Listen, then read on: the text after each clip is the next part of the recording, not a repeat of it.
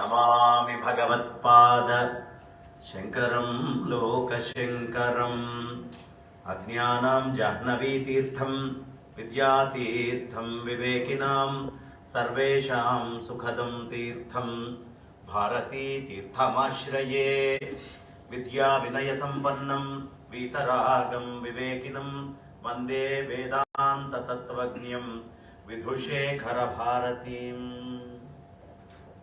గోభిర్విప్రైశ్చ వేదైశ్చ సతీభిః సత్యవాదిభిః అలుబ్ధైః దానశీలైశ్చ సప్తయతే ధార్యతే మహీ. సభాకల్పతరం వందే. ప్రపంచంలో అన్నిటికంటే మనం చాలా గొప్పగా గడిపినటువంటి దినం ఏది అంటే గోవుల గురించి కానీ గో మాహాత్మ్యాన్ని కానీ గో తత్వాన్ని కానీ ఏ రోజు తలుచుకుంటామో అదే అత్యున్నతమైనటువంటి రోజు మన జీవితంలో గడిపే అన్ని రోజుల కంటే. కారణం ఏమిటి అంటే ఇప్పుడే పెద్దలు మా రమణాచారి గారు కింద కూర్చున్నప్పుడు శర్మ గారు కొంచెం గోముఖము గోపృష్టము రెండిటికి ప్రాధాన్యత ఉన్న గోపృష్టానికి అత్యధికమైన ప్రాధాన్యత ఉంది. అందంగా దాన్ని కాస్త 2 ముక్కల్లో చెప్పండి అని అడిగారు. ఏమీ లేదు, ఈ సృష్టిలో జడాన్ని చైతన్యం చేయగలగడం, చైతన్యాన్ని జడం చేయగలగడం, ఈ 2 లక్షణాలు ఒక్క పరమాత్మ దగ్గర మాత్రమే ఉంటాయి. ఆ పరమాత్మ యొక్క తత్వంలో జడాన్ని చైతన్యంగా చేయగలిగేటటువంటి వస్తువు గో. ఆవు తినేటటువంటిది ఏమిటి? ఎండిపోయినటువంటి గడ్డి కాస్త ముందర పడేస్తాం. ఆ ఎండిపోయినటువంటి గడ్డిని ఆ తల్లి తిని, గడ్డి ఇంకేముంది, అది జడమే కదా, ముక్త కందికట్ట అవన్నీ జడమైన వస్తువులు. జడమైన ఆ కందికట్టను ఆ ఎండుగడ్డినో తిని దాన్ని వెనకాల నుంచి చైతన్య స్వరూపంగా పేడగా క్షీరంగా ఇస్తుంది. జడంగా ఇచ్చేటటువంటి భాగాన్ని నమస్కరించకుండా అది తీసుకునేటటువంటి ప్రదేశం ఎప్పుడూ జడ ప్రదేశమే. కాబట్టి నాయన, నాలో జడము వెళ్ళేటటువంటి ప్రదేశాన్ని ఆశ్రయించకండి.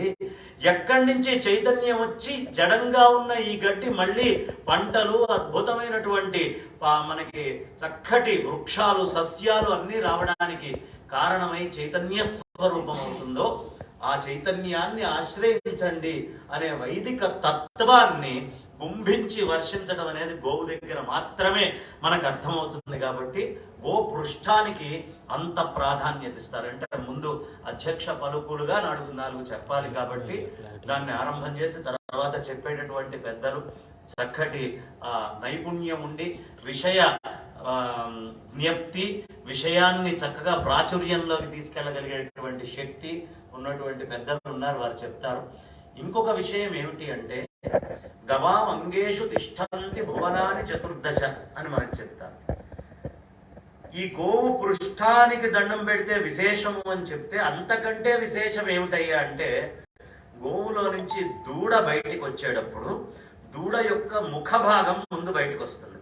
పృష్ఠమునందు ముఖము ఉన్న సమయంలో గనక ఎవడైతే గోవు చుట్టూ ప్రదక్షిణం చేస్తాడో ఆ సమయంలో ప్రదక్షిణం చేసినటువంటి వాడు మొత్తము 14 భువనాలని ప్రదక్షిణం చేస్తే పుణ్యం వస్తుందా? పుణ్యం వస్తుంది అనే విషయాన్ని చెప్తాం. కాబట్టి ఆవు ఈనేటప్పుడు చేసే ప్రదక్షిణం ఇంకా చాలా విశేషమైంది. ఈ గోవు యొక్క గొప్పతనాలు కొన్ని నెలలు, సంవత్సరాల పాటు ఉపన్యాసం చెప్పుకుంటూ వెళ్ళదగ్గర. కారణం ఏమిటి? ఎందుకు గోవు అంత గొప్పదండి అని చెప్తే మొట్టమొదట ఈ మొత్తం సృష్టిని కాపాడటానికి 7 స్తంభాలు ఉన్నాయట. ఈ భూమి ఇలా నిల్చొని పతనమై కింద పడిపోకుండా ఉండడానికి 7. ఏమిటా 7 స్తంభాలు? గోభిర్ విప్రైశ్చ వేదైశ్చ సతీభిః సత్యవాదిభిః అనుబ్ధై దానశీలైశ్చ సప్తయతే ధార్యతే మహీ. ఈ భూమిని నిలబెడుతున్నాయ్యా. మొట్టమొదటి స్తంభం గోవు అని చెప్పారు. కారణం ఏమిటి అంటే గోవు లేకపోతే మనకి ఆజ్యము లేదు, నెయ్యి. ఆజ్యం సురాణం ఆహారం ఆజ్యం యజ్ఞే ప్రతిష్ఠితం. ఈ భూమి మొత్తము యజ్ఞము వల్ల నిల్చొని ఉంది అని చెప్తారు. యజ్ఞానికి అవసరమైనటువంటి మొదటి వస్తువు ఏమిటి? ఆజ్యం. కాబట్టి ఈ భారతదేశము, ఈ ప్రపంచమంతా యజ్ఞం మీదే నిలబడి ఉంది అని తెలిసినటువంటి మహానుభావులైన మన ఋషులు మొదటి స్థానం గోవుకిచ్చారు. గోవు యొక్క ఆజ్యం లేకపోతే ఏనాడు బ్రాహ్మడయ్యే అవకాశం లేదు. యజ్ఞం చేస్తేనే వాడు బ్రాహ్మడవుతాడు. బ్రాహ్మణత్వం రావాలి అన్నా, వాడు విప్రుడు కావాలి అన్నా ఆజ్యం లేకపోతే అవకాశం లేదు. అందుకని యజ్ఞం చేయాలి అంటే బ్రాహ్మడి యొక్క అవసరం ఉంది కాబట్టి, ఒక విప్రుడు అవసరం ఉంది కాబట్టి ముందు గోవును పెట్టి రెండో స్తంభముగా విప్రుడిని చెప్పారు, మూడో స్తంభంగా వేదాన్ని చెప్పారు. అదేమిటండి అంటే ఇదే, ముందు ఆజ్యం లేకుండా ఆ ఆజ్యం వల్ల బ్రాహ్మడై వినియోగించేవాడు లేకపోతే వేదం ఎంత గొప్పదైనా దానివల్ల ప్రయోజనం లేదు. ఫలితము కావాలి యజ్ఞములో ఆ వేదము నుంచి అంటే వీళ్ళిద్దరూ కావాలి కాబట్టి మూడో స్థానం వేదానికి ఇచ్చారు. గోభిర్ విప్రయిశ్చ వేదయిశ్చ, ఈ మూడు ఉంటే సరిపోయిందా అండి? బ్రాహ్మడు వస్తే కాదు, పతివ్రత అయినటువంటి స్త్రీ ఉండాలి. స్త్రీ లేకపోతే యజ్ఞము చేయడం దుర్లభము. కాబట్టి సతీభిహి ఈ 4 చెప్పారు. మరి 5వ స్తంభం ఏదండి? సత్యవాదిభిహి, అబద్ధం ఆడకుండా ఎవడు సత్యం మాత్రమే పలుకుతూ ఉంటాడో. సత్యం అంటే ఏమిటి? పరమాత్మ. ఆ ఎవరా పరమాత్మ? యజ్ఞో వై విష్ణు, యజ్ఞమే. కాబట్టి ఈ యజ్ఞము చెయ్యాలి అనే సంకల్పం కలిగినటువంటి వాడు సత్యవాది. ఈ సత్యవాది అయినంత మాత్రాన సరిపోదండి. అలుప్తై, పక్కవాడి జేబులోంచి 10 రూపాయలు ఎప్పుడు కొట్టేద్దామా అని చూసేటటువంటి బుద్ధి లేకుండా ఎవడు తనకున్న దాని అందే యజ్ఞం ఆచరించాలి అని ఆలోచిస్తాడో వాడు అలుప్తై. దానశీలైశ్చ, నా దగ్గర 10 రూపాయలు ఉంటే యజ్ఞం చేయడానికి నేను 2 రూపాయలు 3 రూపాయలు ఖర్చు పెడితే ఈ 7 స్తంభాలు, ఈ 7 స్తంభాల్లో ఆవుకి ఎందుకంత ప్రాధాన్యత అంటే, ఈ సృష్టిలో పాడైపోకుండా భగవంతుడు కొన్ని వస్తువుల్ని మాత్రమే ఇచ్చాడు. ఆ కొన్ని వస్తువుల్లో మీరు కామ్నాథ్ మహాదేవ్ అని ఒక మందిరం ఉంది గుజరాత్లో, కామత్నాథ్.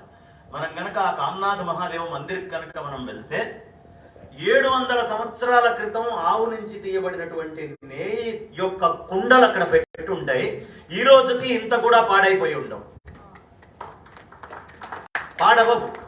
పాడవనటువంటి ఆజ్యాన్ని నిజంగా శుద్ధంగా తీసినటువంటి ఆవు నెయ్యి ఎంత పాతదైతే అంత విలువ. ఎన్ని వేల సంవత్సరాలైనా పాడవనటువంటి పదార్థం ఏదైనా ఉంది అంటే అది గకారముతో వచ్చేటటువంటి గోఘృతము. మరి ఇంకో పాడవని వస్తువు ఏదయ్యా? గంగ. మీరు ఎంతకాలం తీసుకొని వచ్చి పెట్టినా గంగ పాడవదు. మరి మూడో వస్తువు ఏమిటయ్యా అంటే ఇంద్రియాలు. ఎన్ని జన్మలెత్తుతూ ఉన్నా, మనం జన్మలెత్తుతూ ఉంటే అది పశు జన్మ కావచ్చు, మానవ జన్మ కావచ్చు, ఏ జన్మ ఎత్తినా ఇంద్రియాలు పాడవకుండా మనసుకి తగ్గట్టుగా పనిచేస్తాయి. అవి గోశబ్దంతోటే చెప్పబడతాయి. ఈ ఇంద్రియాలలో ఎవడికి గోవు పట్ల, గంగ పట్ల సద్భావన ఉందో దాన్నే గీత అంటారు. భగవద్గీత అంటే పాడవకుండా ఎప్పుడూ చైతన్య స్వరూపంగా మనందరినీ అహం బ్రహ్మాస్మి అని చెప్పగలిగేటటువంటి స్థితిలో ఉంచుతుందో దానిని గీత అంటారు. ఇవాళ ఈ పేరు నాకు ఎలా పెట్టారో నాకు తెలియదు, కానీ నిజంగా గోగీత అనేటటువంటిది సార్థకమైనటువంటి నామధేయము, శాశ్వతమైనటువంటి నామధేయము. ఇంత చక్కటి కార్యక్రమాన్ని నిర్వహిస్తున్న మా నిట్టల గోపాలకృష్ణ గారికి గట్టిగా, మనందరి డాక్టర్ నిట్టల గోపాలకృష్ణ కరతాళ గట్టిగా ఒకసారి. అనన్య సామాన్యమైనటువంటి విషయం. ఈ దేశంలో ఎప్పుడు మనం గోవుని గౌరవిస్తామో అప్పుడే నిజమైనటువంటి పురుషులమో స్త్రీలమో అవుతాం. అది కాకపోతే మన పరిస్థితి ఏమిటి అంటే, కీచకవధ జరిగే నర్తనశాలలో అర్జునుడైనటువంటి బృహన్నల పరిస్థితే మనందరిది కూడా. ఎందుకు చెప్తున్నాను ఇంత మాట అంటే, భారతీయులందరం అదే పరిస్థితుల్లో ఉన్నాం ప్రస్తుతం. మన తల్లిదండ్రుల స్థానమైనటువంటి మానస సరోవరాన్ని ఎవడో ఆక్రమించుకొని అక్కడికి వెళ్ళాలి అంటే వీసా తీసుకోవాలి, తల్లిదండ్రుల దగ్గరికి పోవాలనే పరిస్థితుల్లో ఉండడం క్లైబ్యం కాకపోతే, క్లీబస్థితి కాకపోతే ఇంకేమిటి? మరి ఆ క్లీబస్థితి నుంచి బయటపడాలంటే ఏం చెయ్యాలంటే, ఆనాడు బృహన్నల ఏం చేశాడో, ఉత్తర గోగ్రహణంలో తీసుకొని వెళ్తున్నటువంటి దుర్యోధనాదుల యొక్క అహాన్ని మొత్తాన్ని అణచి కౌరవ సైన్యాన్ని మొత్తాన్ని నిలబెట్టి గోవుల్ని సంరక్షించినంత మాత్రానే, సంకల్ప మాత్రం చేతనే మళ్ళీ తన స్వస్వరూపాన్ని ఎలా పొందాడో, గో సంరక్షణ అనేది చేస్తాను అనేది మనం మనస్సులో తెచ్చుకున్న నాడు నిజమైనటువంటి ఆ స్వస్థితి మనందరికి కూడా లభిస్తుంది. అప్పటిదాకా మనందరి పరిస్థితి అదే. ఆ మానస సరోవరం అక్కడే ఉంటుంది. మళ్ళీ గో సంరక్షణ భారతదేశంలో ఎప్పుడు చేయటం ఆరంభించి సంరక్షించుకుంటామో ఆనాడు ఆ కైలాస మానస సరోవరము మన దేశము మన యొక్క ఆధీనంలోని మన తల్లిదండ్రుల్ని మనం మన సొంతగా కొలుచుకునే పరిస్థితికి వెళ్తాం. కాబట్టి ఇలాంటి ఒక అద్భుతమైన మహత్తరమైనటువంటి కార్యక్రమాన్ని ఆవిష్కరించడం, దానికి నేను మామిడి హరికృష్ణ గారి గురించి 4 మాటలు మాట్లాడాలి అని కాస్త పూర్వం నుంచి తెలిసినా ఇంకొంచెం లోతుల్లో తీద్దాము అని చెప్పి కాస్త ఆన్లైన్లోకి వెళ్ళి వారి డేటా చూస్తుంటే, ఇది ఒక ఉపన్యాసం కింద తర్వాత ఎప్పుడైనా చెప్దాం మనం. ఇప్పుడు ఆయన చేసినటువంటి అచీవ్మెంట్స్ అన్ని చెప్పాలి అంటే అది సరిపోయేటటువంటి అవకాశం లేదు. సప్తాహం చెప్పాలి, అప్పుడు తప్ప కుదరదు అనే విషయం అర్థమైంది. ఆయన ఎంత నిజంగా సాహిత్యానికి చేశారో, వరంగల్లో పుట్టి విద్యారణ్య స్వామి వారి విజయనగర సామ్రాజ్యాన్ని ఎలా వ్యాప్తి చేశారో అలా అద్భుతమైనటువంటి సాహిత్య వ్యాప్తి చేసిన వారు గట్టిగా మా మామిడి హరికృష్ణ గారికి ఒక్కసారి. ఈ ప్రపంచంలో శిశుర్వేత్తి పశుర్వేత్తి వేత్తి గాన రసం ఫణిహి అని చెప్తారు. ఎక్కడో మూలాధారములో ఉండేటటువంటి ఆ ఫణి గురించి మాట్లాడుతున్నారు. మూలాధారజు నాదమెరుగుటే ముదముగా మోక్షమురా అని త్యాగరాయ స్వామి వారు చెప్పారు. మోక్షస్థితి కావాలన్నా నాదము చాలా ప్రధానము.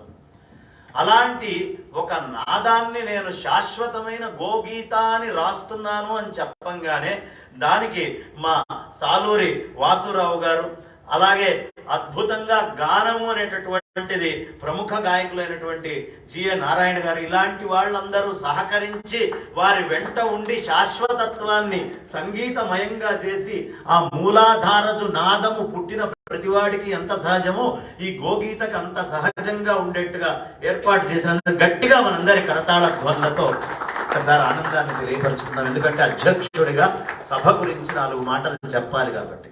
ఇక ముఖ్య అతిథి అయినటువంటి మా రమణాచారి గారి గురించి చెప్పాలి అంటే, ఎక్కడైనా సంస్కృతి విషయం వచ్చినా వారు చిన్నప్పుడు రేడియోల్లో ఆగకుండా చెప్పేటప్పటి నుంచి ఆ కంఠం ఎలాంటి కంఠం అయ్యా అంటే, ఎక్కడో మనం కంచు కంఠం అట్లా జగ్గయ్య గారి గొంతు దగ్గర విని ఉంటాము. అలాంటి అద్భుతమైన వైబ్రేషన్ మాడ్యులేషన్ లో స్వతసిద్ధంగా ఆ కంఠములోనే ఒక శాసించే లక్షణము, ఒక ప్రేమతత్వము రెండు నిండి ఉండేటటువంటి అద్భుతమైన గళం కలిగినటువంటి పెద్దలు వారు. చాలా అద్భుతంగా మాట్లాడతారు. వారు మాట్లాడక ముందే అధ్యక్షులు అని చెప్పి ఇక్కడ మాట్లాడించారు కాబట్టి సరిపోయింది. కానీ ఒక్కసారి వారు అద్భుతమైన బేసును తీసుకొని మాట్లాడారు అనే పదం కనుక వచ్చిందంటే ఇక పక్క వాళ్ళు ఆలోచించాల్సిన పని లేదు. ఇప్పుడు మనం మాట్లాడిన ప్రేక్షకులు వినరు, వినే అవకాశం కూడా లేదు. ఎందుకంటే ఒక్క విషయం కాదండి, ఏ విషయాన్ని మీరు తీసుకున్నా ఆ విషయం పట్ల సమగ్రమైన అవగాహనతో స్పష్టంగా మాట్లాడేటటువంటి లక్షణం. ఇప్పుడు వారి గురించి చెప్పాలి అంటే వారి గురించి సప్తాహమే చెప్పాం. ఇప్పుడు రమణాచారి గారి గురించి వారు సాధించినటువంటివి, వారు అనేక డిపార్ట్మెంట్లో వారు చేసినటువంటి పనులు చెప్పాలంటే అదొక మండల దీక్షగా మాట్లాడుకోవాల్సిన అంశం అవుతుంది. కాబట్టి అలాంటి పెద్దలందరూ ఉన్నటువంటి ఈ వేదిక మీద రసజ్ఞులైనటువంటి మీరందరూ కూడా ఈ రసమయి తెలంగాణ రాష్ట్ర భాష సాంస్కృతిక శాఖ ఇరువురి యొక్క సంయుక్త ఆధ్వర్యంలో నిర్వహించబడుతున్నటువంటి ఈ గోగీత ఆవిష్కరణ కార్యక్రమానికి రావటం మీ అందరినీ కూడా శాశ్వతత్వమైనటువంటి ఆ గోకృతం ఎలా చైతన్యమో అలా చైతన్య స్వరూపంగా భావిస్తూ ఈ వేదికకి నమస్కరిస్తూ ఇప్పుడు మా సాలూరి వాసురావు గారిని 2 మాటలు చెప్పవలసిందిగా అభ్యర్థిస్తూ ఉన్నాను.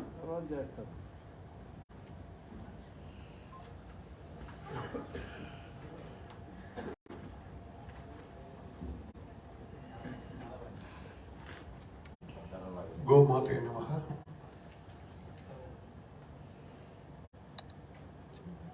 సభ పైన ఆసీనులైన పెద్దలందరికీ పేరు పేరున నా సంగీతాభివందనాలు. ఇక్కడికి విచ్చేసిన మహాశయులందరికీ నా సంగీతాభివందనాలు.